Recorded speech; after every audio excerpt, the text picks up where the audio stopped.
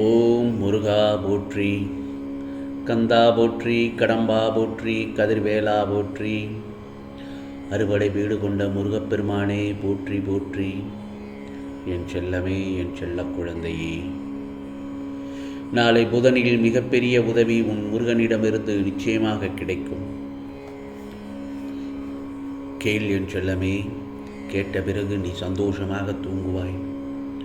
சில நேரங்களிலும், ஏன் எல்லா நேரங்களிலும் உன்னை துரதிர்ஷ்டம் உன்னை சுற்றி கொண்டிருக்கிறது என்று நீ நினைக்கிறாய் அல்லவா? என் செல்லமே, அது முற்றிலும் தவறான எண்ணம். அப்படி நீ என்றுமே நினைக்கக்கூடாது. விதி என்ற ஒன்றுதான் இப்படிப்பட்ட நிலைக்கு உன்னை கொண்டு வந்துள்ளது. புரிகிறதா? ஒவ்வொரு நொடியும் என்னையே நினைத்து தியானம் செய்து கொண்டிருக்கும் என் செல்ல பிள்ளைக்கு எல்லாவற்றையும் மாற்றியமைக்கும் சக்தியுடன் செயல்பட்டு கொண்டுதான் இருக்கிறேன். அதே நேரத்தில் மாயை என்னும் கர்ம வினைகளால் நீ குழப்பப்படும் போது அதையும் நான் பார்த்து கொண்டுதான் இருப்பேன். மனம் கலங்குகிறது. கொஞ்சம் பொறுமையாக இரு. விரைவில் எல்லாவற்றையும் சரி பண்ணி விடுகிறேன். உன் வாழ்வில் கஷ்டம் என்ற பேச்சுக்கே இடமில்லாமல் போகும் நாள்தான் நாளைய நல்லதொரு புதன்கிழமை, நல்லதொரு விடியல். பிறகு எல்லாமே இன்பமயமாகத்தான் மாறப்போகிறது. மங்களகரமான நிகழ்ச்சி உன் இல்லத்தில் நடக்கப் போகிறது. உன் வழியெல்லாம் பஞ்சாக பறக்கப் போகிறது. என் வார்த்தைகள் மீது நம்பிக்கை வைத்து செயல்படு. எனக்கெல்லாம் இது கிடைக்காது என்று நினைக்காதே, நம்பிக்கையோடு செயல்படு. எனக்கெல்லாம் இது கிடைக்காது என்று மட்டும் நினைக்காதே, நம்பிக்கையோடு செயல்பட்டு கொண்டே இருக்க வேண்டும். ஏனென்றால் உன்னால் முடியாதது என்பது நீ முயற்சி செய்யாதது மட்டும்தான். எனவே முயற்சி செய்து கொண்டே இரு. உன்னால் முடியும் வரை அல்ல, உன் லட்சியத்தை எட்டும் வரை. அப்படி இருக்கும் பட்சத்தில் உன் நம்பிக்கை என்றுமே வீண் போகாது. இன்னும் கொஞ்ச காலத்தில் உன் கடன், நோய் பிரச்சனை, கசப்பான உறவுகள் அனைத்தும் மாறி சுகமான வாழ்க்கை வாழ ஆரம்பிக்கப் போகிறாய்.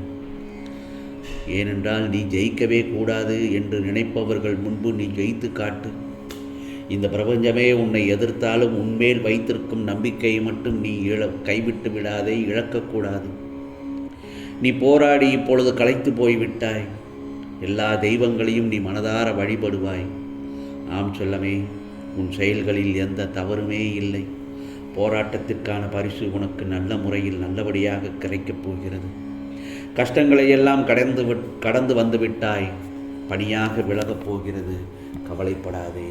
ஆம் செல்லமே, நீ எப்போதாவது யாருக்காவது பாவம் செய்தது உண்டா? அப்படி ஏதாவது உன்னை அறியாமல் செய்திருந்தால் நான் என்ன பரிகாரம் செய்ய வேண்டும் முருகா என்று என்னிடத்தில் கேட்கிறாய்.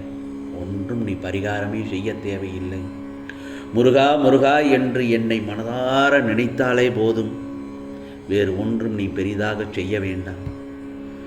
நன்றாக பசியெடுத்து உன்னிடம் உணவு என்று கேட்டால் ஒரு 5 ஏழைகளுக்கு வயிறார உணவு வாங்கி கொடு. நீ செய்த பாவங்கள் தீர்ந்துவிடும். நீ அழுதது எல்லாம் போகும். நிச்சயமாக உன் மனக்குழப்பத்திற்கு நல்ல பதில் கிடைத்து விட்டது. நான் சொல்வது சரிதானே? உனக்கான பல நல்வழிகளை உனக்கு இப்பொழுது சொல்கிறேன். உன் கஷ்டங்களை என்னிடத்தில் மட்டுமே கூறு. வேறு யாரிடத்திலும் உன் கஷ்டங்களை பகிர்ந்து கொள்ளாதே. அடுத்தவர்களிடம் தேவையில்லாமல் உன் கஷ்டங்களை கூறி உன் மனதை நீயே மேலும் மேலும் காயப்படுத்தி கொள்ளாதே. தவறுகள் இழைப்பது மனிதனின் இயல்புதான். ஆனால் செய்த தவறினை பலமுறை சுட்டி காட்டி நோகடிப்பதுதான் மனித இயல்பிற்கு அப்பாற்பட்டதாய் உள்ளது. நீ ஒருவரை வெறுப்பதற்கான காரணம் அவர் உன்னை காயப்படுத்தினார் என்பதாயின் உன்னுள் ஒன்றை கேட்டுக்கொள். நீ நேசிப்பவர் உன்னை காயப்படுத்தவில்லையா? உண்மையில் நீ யாரை வெறுக்கின்றாயோ அவரை விட நீ நேசிப்பவரை உன் மனதை அதிகம் காயப்படுத்துவர். ஆதலால் எவர் மீதும் குரோபத்தை வளர்த்து கொள்ளாதே. அதுவே கர்மமாகிவிடும் என் செல்லமே. உன்னிடத்தில் பேசாதவர்களை பற்றி நினைப்பதை விட்டுவிட்டு பேசுபவர்களிடம் சந்தோஷமாக பேசி பழகு. அதுவே தேவையில்லாத மன அழுத்தங்களை குறைத்துவிடும். எதையும் செய்வதறியாது நீ திகைக்கும் பட்சத்தில் ஒன்றை மட்டும் என்று மறந்து விடாதே. உன்னால் முடியும், உன்னால் முடியும் என நீ எடுத்து வைக்கும் ஒவ்வொரு அடியிலும் இந்த முருகப்பெருமான் உன்னுடன் வழி எங்கும் வருவேன். சிரிக்க வைக்கும் திறமை உன்னிடம் இருந்தால் அதை எல்லா இடத்திலும் பயன்படுத்து. ஏனென்றால் சிரிப்பு ஒன்றே சிறந்த மருந்து. வேறு எவருடைய அசட்டு பேச்சுக்களுக்கும் இடம் கொடுத்து விடாதே. எந்த சூழ்நிலையிலும் தக்க சமயத்தில் உதவியவர்களை எப்போதாவது கூட உதாசீனப்படுத்தி விடாதே. ஏனென்றால் நாடகம் நிறைந்த நரிகள் வாழும் உலகம் இது. நல்லவர்கள் யார், கெட்டவர்கள் யார் என்று நிதானமாக யோசித்து செயல்படும். இந்த முருகப்பெருமான் நான் உன்னோடு இருக்கிறேன், பயப்படாதே. பலம் கொண்டு திடமான மனதோடு இரு. உன்னை ஒருபோதும் இந்த முருகப்பெருமான் கைவிடவே மாட்டேன். கலங்காதே. எது வந்தாலும் நீ கலங்கவே கூடாது. சோதனையை தருகிற நான் அதை தாங்கும் சக்தியையும் அதிலிருந்து தப்பிக்கின்ற வழிகளையும் உனக்கு உருவாக்கி அளிப்பேன். உனக்கு பின்னால் இருப்பது இந்த முருகப்பெருமான் நான் தான். உன்னை ஒருபோதும் கைவிட மாட்டேன். ஆழமான மனிதல் இந்த முருகப்பெருமான் இருந்தாலும் அந்த ஆழத்தை உன்னால் கணிக்க முடியுமா? என்னை நம்பிவிட்டால் எல்லாம் கிடைக்கும், எல்லாமே என் முருகப்பெருமான் கொடுத்தது தான் என்று ஒவ்வொரு முறையும் என்னிடத்தில் நீ நன்றி கூறுகிறாய்.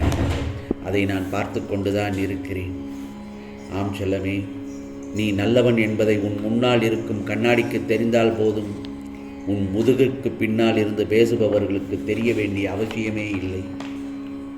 வெற்றி தள்ளி போகலாம், ஆனால் முயற்சி ஒருபோதும் வீண் போகாது. கண்ட இடத்தில் கொட்ட கூடாதது குப்பை மட்டுமல்ல, குடும்ப பிரச்சனைகளையும் தான். ஆகவே பிறப்பது ஒரு முறை, வாழ்வது ஒரு முறை, பின் இடையில் எதற்கு கோபம் என்னும் வன்முறை? விட்டுக்கொடு என் செல்லமே, அன்பு காட்டு, வாழ்க்கையில் வென்று விடலாம். இந்த முருகப்பெருமான் சொல்வதை கேட்டு விட்டாயல்லவா? நிம்மதியாக கண்ணுறங்கு என் செல்லமே. நாளை புதனில் நல்லதொரு மிகப்பெரிய உதவி என் அருளால் உனக்கு நிச்சயமாக கிடைக்கும். அடுத்தடுத்து பல மங்களகரமான நிகழ்வுகள் உன் இல்லத்தில் கேட்கும் என் செல்லமே. சந்தோஷமாக இரு, சந்தோஷமாக தூங்கு. உன் கனவில் இந்த முருகப்பெருமான் காட்சி தந்து நிச்சயமாக நாளைய பொழுது நல்ல பொழுதாக விடிய உனக்கு அருள்பாலிப்பேன். இது முருகப்பெருமானின் அருள்வாக்கு, சத்திய வாக்கு. உனக்கானதெல்லாம் ஆகவே உனக்கானதெல்லாம் நிச்சயமாக நல்லது நடக்கும். நல்லது மட்டுமே நடக்கும், அதுவும் நன்மையாகவே இருக்கும். ஓம் சரவண பவ, ஓம் சரவண பவ, ஓம் சரவண பவ.